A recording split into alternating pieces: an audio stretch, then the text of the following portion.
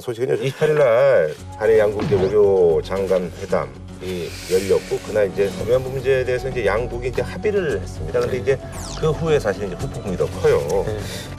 일본군 위안부 문제 해법에 합의한 이후에 후폭풍이 이어지고 있습니다. 당사자들의 양해와 동의 없이 진행된 합의는 받아들일 수 없다고 반발했습니다. 아베가 딱 이걸 해가지고 지가 나와가지고 사죄하고 우리들한테는 말 한마디도 없이 결국은 나도 무시하고 정부가 정부끼리 숙닥 해가지고는 우리 정부가 타결됐다. 벌어가지고 타결됐다 하겠습니다. 사실 이제 제가 사실 28일 날 나눔의 집을 갔었거든요. 오전에 갔는데 뭐 진짜 중계차고 난리가 났더라고요. 그래서 이제 좀 잠깐 뭐 인사만 드리고 왔는데 근데 또 이제 소장님께서 어떻게 됐어요? 했더니 뭐 통화는 했는데 전반적인 내용에 대해서는 뭐 연락받은 게 없다. 그랬더니 이제 그래서 이제 그것도 이제 좀 문제가 좀 되고 있는 것 같긴 한데 어쨌든 이제 합의 내용을 좀 간단하게 좀 짚어주시죠. 핵심은 이겁니다. 네. 일본이 이 총리가 아베죠. 일본국 총리 대신 자격으로 고통을 겪은 데 대해서 사죄하고 반성한다. 그러니까 우리나라가 책임이 있다. 이게 이제 과거에는 도의적 책임이라고 그랬는데 도의적이라는 단어를 빼버리고 일본 정부는 책임을 통감한다 이렇게 했어요. 그러니까 지금 나오는 질문이 그러면 그게 법적 책임이라는 얘기냐? 그러니까 일본 정부가 그건 또 아니다. 법적 책임은 아니라고 했는데 그 후에 이제 바로 이제 집회 논란이 됐었고. 그게 하나 있고요. 대신 이제 뭐 이제 정부 쪽에서 얘기하는 거는 어쨌든 군이 관여했다라는 것을 최초로 인정한 거다. 그렇죠. 뭐 이건 있죠. 예. 지금까지는 뭐 민간인 업자들 이런 얘기하고 있었는데 군 조직이 관여했다는 걸 인정받은 게 상당히 크다는 거죠. 근데 이것도 사실 피해가 한 거죠. 군이 관여하에 이런 표현보다는 사실 일본 정부가 한 거잖아요. 그러니까 그 점에 대해서 좀 아쉽다고 하는 거. 이게 이제 골자가 하나 있는 거고 또 하나는 일본이 10억 엔을 돈을 내면 위안부 할머님들을 위한 재단을 만들어가지고 위안부 할머님들을 위해서 쓰자 이런 게 하나 있고요. 이번에 합의는 최종적이고 불가역적인 해결책이다. 더 이상 여기에 대해서 논의하지 말자. 이걸 합의한 거예요. 이게 이게 핵심입니다. 이제 변하지 않는다는 얘기입니다. 그다음에 예. 이제 지금 우리나라 발표문에 나왔는데 소녀상, 평화의 소녀상 요거를 마치 철거하는 것처럼 철거를 검토할 수 있다는 쪽으로 얘기를 했는데 일본은 일본 가서 언론에다가 브리핑한 거는 철거하는 걸로 그걸 전제로 우리가 10억 엔을 내는 거다. 근데 우리 이제 그 이렇게 합의문을 얘기한 그렇게 거죠. 이제 확정짓지는 않았어요.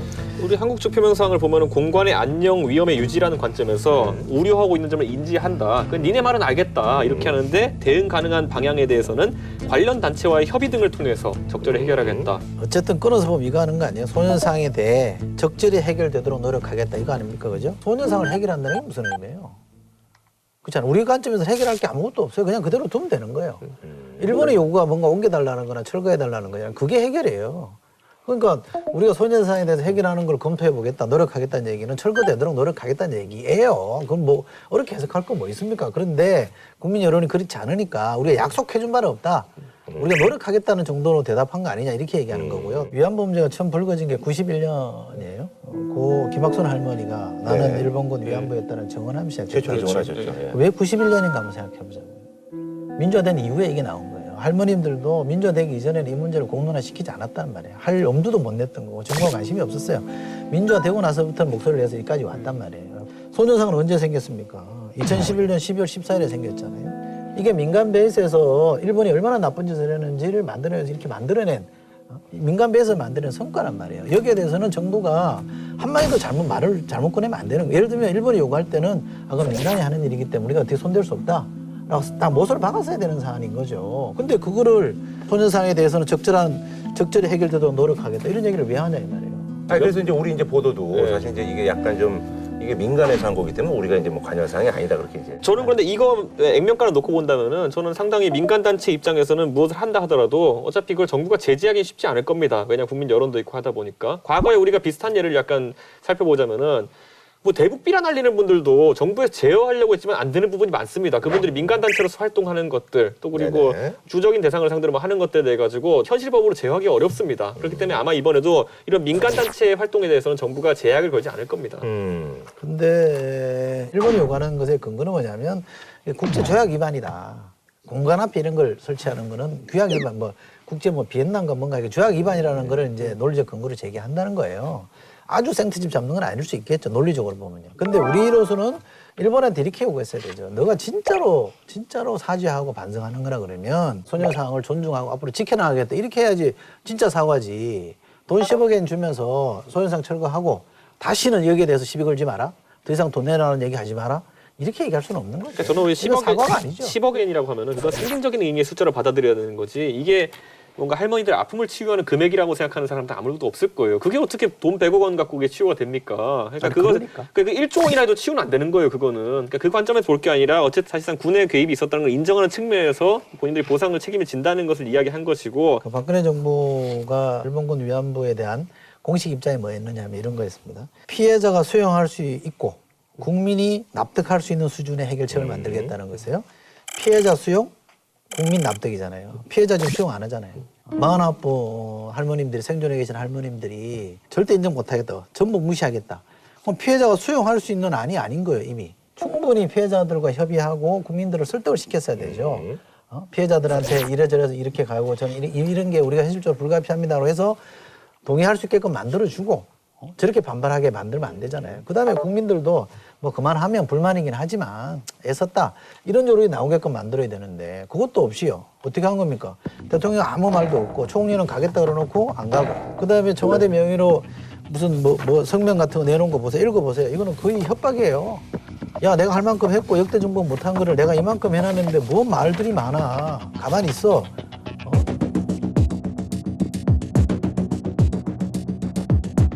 이런 태도에 한번 읽어보세요. 이게 지금 청와대 명의로 국민들한테 할 얘기입니까? 언론한테도 뭐라 그랬어요? 쓸데없는 얘기 하지 마라 이렇게 얘기합니다. 이게 대한민국 이렇게 하면 됩니까? 국가적 조약이나 협의라는 과정 중에서 지금 예를 들어 위안부 할머니들 의견을 수렴한다라는 부분 자체는 협상 과정 중에는 있기가 좀 쉽지 않은 겁니다. 이건 정부가 아까 말한 원칙 세운 대로 이렇게 원칙대로 협의를 했다 그러면은 거기서 또 이제 내부적으로 설득하는 과정이 있는 거죠. 만약에 외교하는 과정 중에서 이해 당사자들이 전부 다 들어가서 협상을 하게 되면 그 협상이 이루어지기 어려운 부분이 있죠. 이해 당사자라고 얘기하는데 이해 당사자라고 얘기하면 안 돼요. 위안부 할머니는 피해 당사자입니다. 이 사람들 왜 피해를 봤어요? 멀쩡한 나라에서 나쁜 놈들이 나타나가지고 납치해 간 거 아니에요. 그 나라 망한 피해를 이 사람들이 본 거란 말이에요. 이 할머님들이 피해 본 거란 말이에요. 근데 또 나라가 이 문제를 푸는 데 있어서 협상도 없이 당사자들한테 물어보지도 않고 덜컥 합의해 놓고 외교 왜 안 따라오느냐. 할 만큼 했다. 어쩌란 말이냐. 이런 자세가 맞아요? 지금 외교부 협상 당국자가 들어가면서 할머니들이 원하는 요구 조건을 몰랐겠냐는 거죠. 전 정부 얘기를 했지만은 저는 그 부분에 약간 동의하는 건 뭐냐면은 지금 정부가 이런 형태 뭐 100% 만족할 수 없는 협상을 하게 된 원인 중에 하나는 뭐냐면은 지금 위안부 할머니들 중에 지금 돌아가시는 분들도 생기고 하는 상황에서 그 전에 이 협의를 이끌어내지 못했던 것이 지금 굉장히 정부에게 제약 조건으로 다가오고 있어요. 만약 이 할머니들이 최소한의 그런 사죄도 받지 못하고 일본의 그런 책임 같은 것도 인정받지 못하고 만약에 돌아가시게 되는 분들에 대해 가지고는 그것도 우리가 국민으로서 굉장히 죄송스럽게 여겨야 되는 부분이 있는 거예요. 그렇기 때문에 어떤 일정한 소기의 성과를 이끌어내는 것들에 대해 가지고 평가를 하지 않으면은 앞으로 어느 정부도 어느 외교부 관계자도 이런 협상에 나서지 않으려고 할 겁니다. 오히려. 그러니까 역으로 해석하면 이런 거잖아요. 어느 정부도 못했다. 어느 정부도 못했다. 아니죠. 어느 정도 안 했다고 해야죠. 그러니까 뭐 못했든 안 했든 어느 정부도 안 했다. 나는 했다. 이런 얘기는 뭐냐면 어느 정부는 그러면 안 하고 싶었겠느냐 이 말이죠.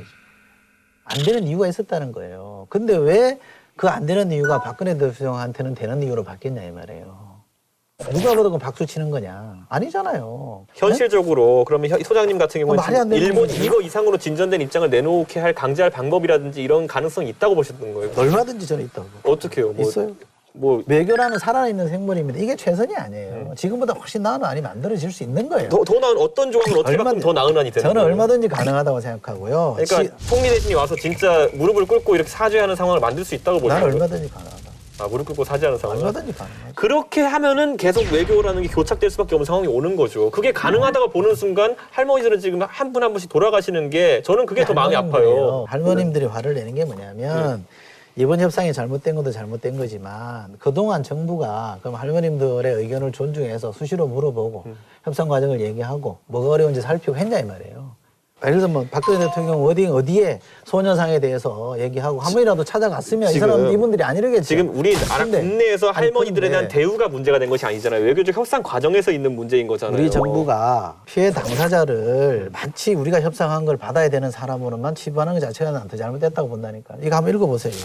청와대가 내놓은 거 한번 읽어봐. 이게 말이 돼요? 왜냐하면 뭘 이거는 말해요? 설득의 대상이 달라요. 할머니들에게 차관이 가서 한 얘기랑 지금 예를 들어 국내에서 이것을 가지고 여러 가지 문구에 대해 가지고 확대된 해석을 내놓는다든지 하는 분들에게 하는 메시지는 다를 수밖에 없는 거예요. 외교적으로 뭔가가 나왔으면 거기에 대해 해석하고 토론하고 하는 건 당연한 거 아니에요? 해외 토론 최종적이고 불가역적인 해결 이 표현만 놓고도 아니, 근데 엄청나게 지금 억측들이 나오고 있는 부분이 근데 있잖아요. 그게 왜 억체? 그게 말이 돼요? 사과하는 사람이 야 이거 진짜 마지막 사과다. 더 이상 요구하지 마. 이런 게 말이 돼요? 거꾸로 아니 그거를 지금까지 우리가 어떤 위안부 관련된 협의를 했을 때 오히려 일본이 시건을 한 사람이 굉장히 많았다는 거죠. 예를 들어 여러 가지 총리 대신들의 담화 같은 것들도 나중에 전부 다 식민 지배 책임을 다시 이렇게 또 내려놓으려고 하는 그런 모습들 보였기 때문에 이건 오히려 우리 입장에서는 이 위안부 문제에 대해서 군의 관여하에 이루어졌다는 것을 못 받기 위해서도 이런 표현이 필요하다고 볼 수도 있는 거예요. 아니, 그래서 이제 그 불가역적 그 표현을 뭐 이제 우리 쪽에서 먼저 요구를 했다. 뭐 이런 얘기도 나오고 있고 양국 외교부 장관들이 사실 이제 기자 회견문만 공개를 했는데 이런 경우가 종종 있나요? 뭐 어떤 그 국가 간의 어떤 외교에 있어서? 사실 그 양쪽에서 국내 정치에서 비판을 받을 수 있는 요소가 있는 경우에는 조금씩 해석을 달리할 수 있게 이런 식의 경우가 있긴 한데 이게 약간 코에 걸면 코걸이, 귀에 걸면 귀걸이식으로 이런 결과가 발표된 것에 대해 가지고 그건 좀 저도 약간 기분이 안 좋습니다. 그거는. 네. 왜냐하면 그걸 외교부에서 알고 들어간 것 같거든요. 너무 이거 내부적으로 논란이 있을 수 있다는 거를. 위안부 문제에 대해서 굉장히 그 미온적으로 이제 대처해오던 아베가 갑자기 이제 태도를 바꿨거든요. 입장을 달리한 게 뭐 지지율이 뭐 사실 요즘 또 이제 아베가 또 만만치가 않게 좋고 이런 것들에 대해서 어떤 뭐 약간 힘을 입어서 합의를 좀 뭐 밀어붙인 것이다 뭐 이런 얘기들이 있다. 그러니까 아베도 본인이 이런 합의를 하게 되면은 특히 위안부 문제는 굉장히 민감한 문제이고 이것을 인정하는 순간 인권에 대해 가지고 굉장히 또 관심 많으신 분들이 일본의 과거 행동을 비판할 것이기 때문에 좀 부담스러운데도 본인이 합의를 하겠다고 나선 이유는 뭐냐면은 지지율이 그래도 좀 쌓여 있다라고 생각했기 때문에 행보에 나선 거거든요. 그러니까 이런 상황에서 제 생각에 일본 측의 반응을 보면은 꼭 이렇게 뭔가 일본 측이 100% 원하는 식으로 일본도 협상을 한 것은 아니다라는 걸 알 수 있겠죠. 일본이 완성한 협상이라고 저는 보고요. 영국의 언론 가디언이 뭐라 그랬어요? 위안부 합의는 일본과 미국의 승리다. 트라이엄프라 그랬어요. 단어를 그렇게 못을 박았어요. 그럼 뭐 우리가 잘했다는 거예요? 정작 그런데 일본 언론들은 군의 개입을 인정한 것에 대해 가지고 굉장히 비판을 하고 있어요. 그러니까 군의 개입 그거 하나 이런 거에 대해서 비판할 수 있죠 당연히. 근데 그거 하나가 아니죠. 일본이 갖고 있던 일본의 우익 정치인들이 갖고 있던 입장은 이건 업자들이 한 것이다라는 얘기였어. 얼마나 기분 나쁜 얘기입니까 그거를. 그걸 우리가 지금 군이라고 여기 표현됐지만은 우리 알다시피 그 당시에 일본이라는 거는 군이 지배하던 사회였어요. 군국주의 사회 아니었습니까 보면은. 아베가 마치 뭐 결단해서 많이 양보한 것처럼 근데 뭘 양보했습니까? 일본 우익이 뭐 데모한다 그래서 마치 뭐 큰 잘못한 것처럼 얘기하는데 그거 아니에요. 일본 우익은 본인 스탠스에서 조금 왜 물러섰느냐 이렇게 지적하는 거거든요. 이거는 아베가 완성한 게임이에요. 소녀상에 대해서 저 정도 철거할 수 있게끔 만약에 기틀을 만들었다 그러면 속고 얻은 거죠. 아니 철거하면 제가 촛불 들고 나가가지고 박근혜 좀 규탄할 하세요, 테니까. 그러니까 일본. 그런 건 발생하지 않을 일인데 너무 과도하게 생각하시는 것 같아요 지금. 협의의 대상도 아닙니다. 소녀상 철거는. 아니 그러니까 그랬으면 이 문구가 들어가면 안 되는 거죠. 그다음에 일본이 거기 뭐라 그래 관련 단체와 협의를 거친다고 돼 있잖아요. 그러니까 다 끊어서 이게 보면 지금 물리적으로 뭔가 행사에 소녀상을 철거하겠다는 얘기도 아니고. 관련 단체랑 왜 협의합니까? 이거는 외교 수사로 넣을 수밖에 없는 더 좋은 거죠. 자리에 옮기려고 협의해요? 난 이거는 외교 수사의 대상이 될 수 없는 사안이에요. 이거 월권이에요. 그리고 일본 언론이 오버하고 있단 말이에요. 예를 들면 뭐 불가역적이라면서 해석을 잘못하고 있고 소년상을 먼저 요구한 것도 아니고 오버하고 있다라고 하면 어떻게 해야 되는 게 맞습니까? 이거에 대해서 분명하게 얘기를 해야 될 거 아니에요. 35년 동안 강점된 나라에서 그 정도도 큰 소리 못 치면 왜 합니까 그러면? 큰 소리 치는 것과 별개로 이 문제를 해결해야 되겠다. 이제 우리가 관련 단체와 협의를 해보겠다 이렇게 하는 거잖아요. 이 문제를 이런 정도로 풀 거였으면 집권하자마자 했어야 돼요. 아니 그 사실은 그리고 이것 따내려고 그렇게 폼 잡았어요? 지금까지 박근혜 정부가 일본에 대해 가지고 강경한 태도를 취했기 때문에 이 정도가 협상이 가능한 그래? 거죠. 아니 왜냐면 초기에 정확히 기억하신다면 그러면 저 똑똑까지 가는 MB를 90만 원 걸 따냈겠다. MB 막판에 간 거잖아요. 막판에 임기 막판에 가가지고 이렇게 된 거고. 이거는 옹호할 게 아니에요. 얘기를 좀 이제 넘어가서 사실 이제 여기서 이제 또 반기문 이제 유엔 사무총장이 이제 박근혜 대통령한테 올바른 용단을 내는 데 대해서 역사가 높게 평가할 것이다. 요거에 대해서 뭐 좀 논란이 폭풍이 좀 있습니다. 저도 박기문 총장이 이 민감한 사안에 대해서 발언한 것은 아무리 봐도 정치적으로 받아들일 수밖에 없다는 생각을 좀 하게 돼요. 그러니까 이분이 이제 사실은 이제 의도적으로 한 것이다. 그러니까 이게 친여성향이냐 친야성향에 대해 가지고 워낙 사람들의 의견이 분분한 상황인데 이거는 좀 제 생각엔 좀 논란을 자초한 부분이 좀 있으시다. 물론 당기문 총장 개인으로서의 어떤 사견이 있겠지만은 이게 꼭 필요한 상황은 아니었다라는 얘기를 이제 하고 싶은 부분이 있죠. 네. 박비어 청가 부른 거죠. 그러니까 박근혜 대통령이 위엔 가서 7차례 만났다. 그래서 저는 무슨 일이 있었는지 무슨 얘기가 오갔는지 모르겠습니다만 짐작컨대 그 박영훈 총장이 잘하면 내가 대통령이 될 수 있겠다라는 마음을 저는 먹었다고 생각이 들고요. 그 박근혜 대통령이 그렇게 이제 만나는 과정이 좋다는 얘기인가요? 그렇죠. 저는 그렇게 뭔가 그렇게 이제 소장님이 생각하신다. 그 용기를 갖게끔 이렇게 좀 북돋아주는 측면이 있는 것 같고 거기에 이번에 분명히 화답을 하는 거죠. 대통령에게 심하게 말하면 잘 보이기 위한 거죠. 이렇게 하고 난 다음부터는 모든 여론조사 기관에 반기문 총장을 넣고 있습니다. 아하. 예, 본인이 나는 정치에 좀 빼달라고 했는데 스스로 정치에 다시 들어오셨어요. 이게. 메시지 던진 것이다라고 이제 네. 보시는 거. 아이고, 저는 한 말씀만 더 드리면 네. 대통령이 나서서 국민하고 대화하세요. 기자회견을 열든지 기자회견 열어서 이러이러한 반론이 있습니다. 그럼 어떻게 생각하시는 건 본인 생각도 얘기하고 피해자가 수용할 수 있고 국민이 납득할 수 있는 수준이 아니라는 면 그럼 설명을 해주면 될 거 아니에요. 원희철 원내대표하고 이제 당 지도부들은 같더라고요 1월 1일날. 그렇죠. 예. 갈 수밖에 없었죠. 나름의 집에 이제 거기 이제 근데 거기도 자꾸 한참 혼났는데 뭐 말을 해서 받들겠다고 그래서 후속 조치가 있었던 근데 아까 말씀하셨던 건 이 소장이 말씀하셨던 것처럼 결국에는 소녀상 문제 등에 관련해서 이제 국내 정치의 문제가 됐습니다. 이 안에서 여당 같은 경우는 충분히 할머니들 의사를 들었고 그렇다면 앞으로 소녀상 관련해서는 일본이 바라는 대로 뭔가 이루어질 가능성은 거의 없습니다. 알겠습니다. 자, 뭐 한 줄로 좀 부탁드릴까요? 저는 사실 안타까운 게 그겁니다. 왜냐하면 협상이라는 게 의도하지 않게 늦어진 감이 있어요. 왜냐하면 이분들이 지금 평균 연령이 거의 90세 가까이 되어 가시는 분들이 많은데 우리가 조금 더 일찍 용기를 낼 수 있었다고 한다면은 돌아가신 분들에게도 좀 당당할 수 있었을 거고 우리가 이런 일이 더 이상 발생하지 않게 하자는 메시지 남길 수 있었을 텐데 지금은 최선이 아니라 결국 차선을 택할 수밖에 없는 상황이 온 것에 대해 가지고 약간 마음이 아픕니다. 그거는. 저는 대통령이 정 본인의 진심이 어디는지 분명히 보여주려면 소녀상을 찾으시고 거기 가서 협상 다시 하겠다고 선언하는 게 답이라고 봅니다.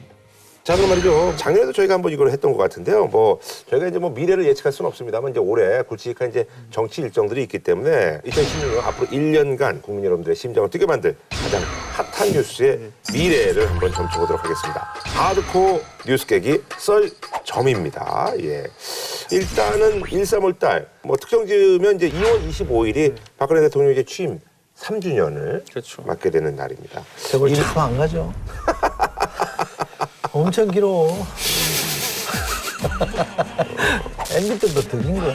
좀 스포츠도 즐기고 이렇게 좀 정치 이후의 삶을 찾아보세요. 아니 설전 때문에 황금기였는데 어떻게 시간이 안 가 이렇게. 원래 저기 이제 나이가 되면 좀 뭐 세월이 이제 빨리 간다라고 이렇게 느껴진다고 하는데 소장님 또 그렇게 말씀하시는데 뭐 사실 이제 뭐 지금 이제 저희가 이제 집권 1년 차 때부터 이제 저희가 함께했습니다만 그때 이제 뭐 이 대표님은 뭐 없으셨습니다만 그때 뭐 여러 가지 뭐 일들이 많았잖아요. 그래서 뭐 그때 뭐 국정원 얘기부터 해서 그걸로 한 또 1년 가고 또 세월의 사태 있었고요. 또 이제 목걸이 뭐 3인방 뭐 있었고 작년에 이제 그 김기춘 비서실장 이제 관두고 그래서 이제 지금 과연 박근혜 대통령이 이제 임기 후반을 함께할 소위 말하는 그 복심 차세대 뉴페이스는 누가 될 것이냐. 아무래도 이제 그 유일호 장관은 일단은 나가신다고 그러더니 그걸 접고 바로 글로 가셨더라고요. 근데 유로 장관이 누구를 지휘하고 이럴 상황이 아니고 제 생각엔 단 사람들 다 선거 나가가지고 바쁘고 자기 지역구에서 돌아다니고 있을 때 지금 정무수석인 현기환 수석의 위치가 굉장히 부각될 것 같아요. 대통령의 영을 바로 받아서 이걸 당에 전달하는 역할을 아마 하게 될 테니까 현기환 수석이 아마 1월부터 3월 사이에는 핵심 혹시라도 기사에 청와대 핵심 관계자라고 뜨면은 전부 다 현기환 수석 발의하고 됩니다. 예. 지금 이제 청와대에서는 현기환 정무수석의 역할이 아마 조금 도드라질 가능성이 있죠. 총선이라는 게 있기 때문에 총선은 청와대의 메시지를 공천할 때 전달해야 되는 게 상당히 중요하잖아요. 근데 아무래도 이제 이분이 이제 의원 출신이고 하니 그러기도 하고 지금 당이 심하게 친박화돼 있잖아요. 그 임기점을 넘어설 정도로 뭐 새로운 목소리, 독자적인 목소리를 전혀 못 내잖아요. 그러니까 대리인 누군가의 목소리가 커질 수밖에 없으니까 현기환 수석의 목소리가 커질 텐데 그러나 약간 상황이 변화된 거는 최경환 경제부총리가 이제 당으로 돌아오잖아요. 그러면 중심은 친박의 중심은 단연 최경환 의원이 될 겁니다. 그러니까 앞으로 기사를 읽으실 때 약간 참고해야 될 게 아까 말했던 것처럼 익명을 요구한 청와대 핵심 관계자는 현기환 수석이라고 보면 될 것 같고요. 익명을 요구한 당 핵관, 당 핵심 관계자는 최경환 장관이 어떤 직책을 맡을지 모르겠지만 아마 하게 될 겁니다. 문고리 3인방 중에서도 뭐 출마하신다는 분들이 없죠. 문고리 3인방은 없죠. 문고리 3인방들은 출마를 사실 한다고 안봉근 비서관 같은 경우에 하마평에 올랐었는데 청와대에서 끊었죠. 나가는 사람 없다고. 그럼 아직도 이제 그 소위 말하는 문고리 3인방이 존재하는 거예요? 그럼요. 이분들이 이제 뭐 임기 끝날 때까지 그냥 그렇죠. 그건 철옹성이죠. 아니 근데 지난번에 그 말씀하시기로 이제 그 유승민 원내대표 다음에는 친박 쪽의 어떤 타겟은 이제 김무성 대표다라고 얘기를 했는데 어차피 이제 시간이 이제 지나갔잖아요. 아직 안 지났죠. 아직도 그게 거의 유효한가요? 안 지났는데 지금 네. 보도에 의하면 친박이 신당설을 흘리고 있다는 거 아닙니까? 아, 그런 얘기가 나오더라고요. 그러니까 신사당 저희도 이제 체제를 네. 말하는 거거든요. 그러니까 보수의 당 2개, 진보 쪽 야권의 당 2개.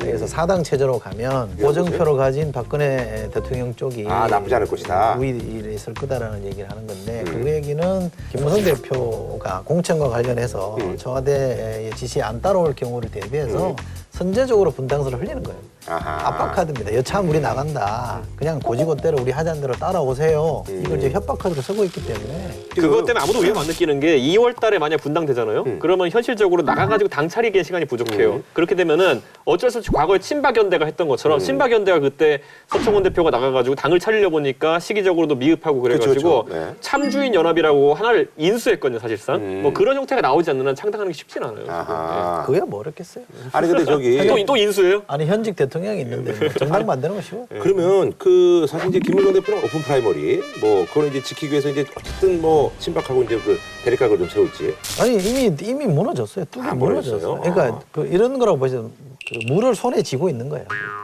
물을 손에 쥐겠다는 거예요. 바닷물과 손에 한번 쥐어보세요. 이게 손에 안 들어 있잖아요. 다 빠져나가 버리거든요. 김무성 대표는 본인이 공언했던 말을 거의 지금 못 지키고 있어요. 다 무너졌어요. 전략공천 없다고 공언을 했잖아요. 네. 근데 사실상 지금 전략공천 허용됐거든요. 그렇잖아요. 중진들 불러내서 네, 험지 차출로 뭐 이런 그래서 험지로 나가라는 자체가 그런 얘기는 거죠. 전략공천이거든요. 그러니까 본인이 한 말을 본인이 좀 뒤집게 생겼잖아요. 아하. 여기서 이제 그나마 남은 거는 본인이 좀 생각하는 사람들, 몇 사람들 챙기는 거예요.